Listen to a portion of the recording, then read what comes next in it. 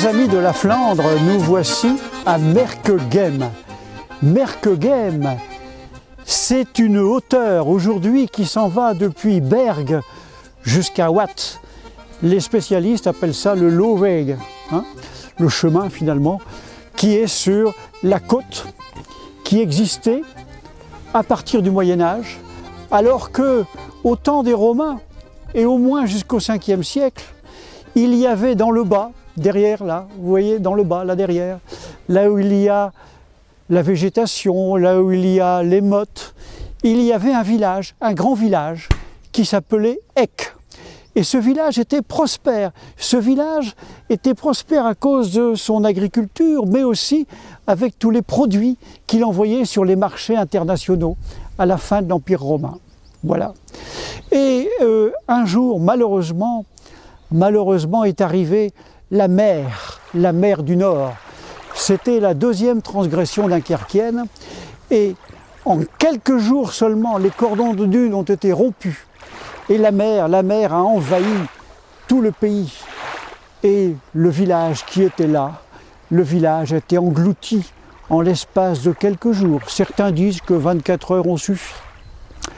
Alors qu'est-ce qu'il en reste? Il en reste une légende.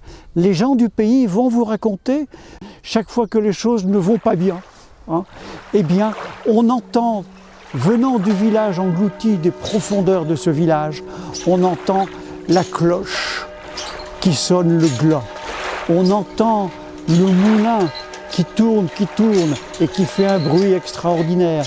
On entend le roulement des chariots sur le pavé de la ville engloutie. Et cela se produit chaque fois que nous sommes dans une période de trouble. Ça s'est produit en 1789-90, au moment de la Grande Peur. Ça s'est produit en 14-18, où les événements, effectivement, étaient troublants. Et encore aujourd'hui, les habitants nous disent, ceux qui sont dans le bas, là, il n'y en a plus beaucoup, bien sûr, ils nous disent que si vous tendez l'oreille, vous vous accroupissez, vous tendez l'oreille et vous entendez encore toute l'activité du village telle qu'elle était encore au début du 5e siècle, avant que les flots n'envahissent et ne recouvrent totalement cette cité.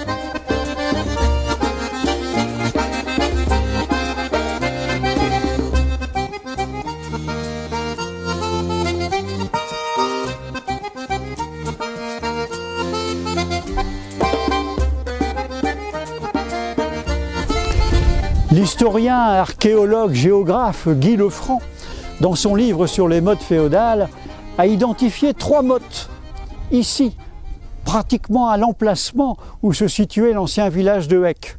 Alors, les mottes, il en est de 2 sortes. Il y a les mottes féodales, castrales, là où il y avait une fortification qui, en général, a précédé l'érection d'un château classique du Moyen-Âge. Ici, on n'est pas sûr qu'il s'agisse vraiment de mottes féodales, il s'agit de mottes. On ne peut pas dire que c'est une motte féodale ou bien un terpe. Ce que disent nos amis frisons, les frisons étaient présents dans la région avec les anglo-saxons au début du Moyen-Âge. Un terpe, c'est une butte sur laquelle, en cas d'inondation marine, eh bien, on faisait se réfugier les troupeaux et on mettait sur la motte tout ce qu'on pouvait sauver de l'invasion des flots.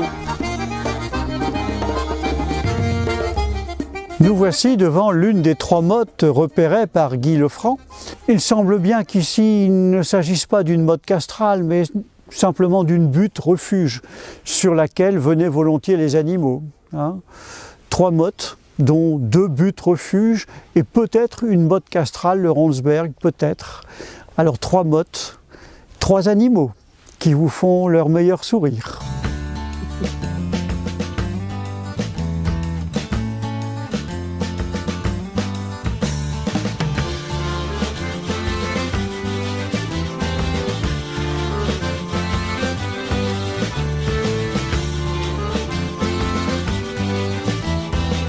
Et voici ce qui reste de la grande étendue d'eau qui autrefois a recouvert et englouti le village de Eck.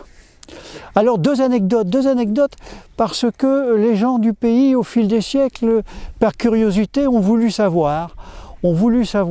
Alors il y avait les sceptiques il y avait un gars du pays très sceptique qui se dit « Oh, je vais m'avancer jusque-là avec ma vache et vous verrez que ça n'est pas profond du tout. Hein. » Donc cette histoire n'existe pas, ce n'est pas profond du tout. Il est venu, il a avancé avec sa vache et tout à coup, la vache a disparu et on n'a jamais revu la vache. L'homme s'est sauvé mais il a perdu sa vache. Ça, c'est la première anecdote. La deuxième, on a fait venir un savant, un grand savant, géologue, géographe. Il est venu avec une grande perche pour sonder la profondeur de la mare d'eau qui subsistait de cette époque-là. Et il en a perdu sa perche. La perche s'est enfoncée, et l'homme n'a eu que le temps de laisser tomber sa perche pour ne pas tomber lui-même dans ce gouffre qui sans doute s'étendait sous la mare d'eau. Voilà les deux anecdotes que l'on raconte.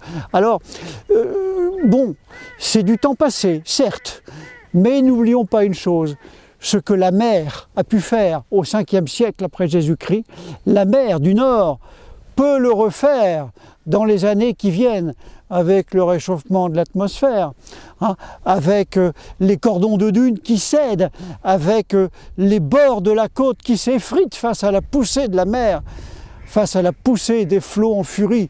Il suffirait d'une grande tempête le jour où tout aura, je dirais, pris l'aspect de l'eau, tout près du littoral, tout près, en arrière du littoral et juste sur le littoral. Ce jour-là, la mer sera à nouveau chez elle et du bateau, sur la mer, on pourra contempler la côte du 6e siècle, là, devant nous, où s'installe aujourd'hui la petite ville ou le gros village de Merkegem.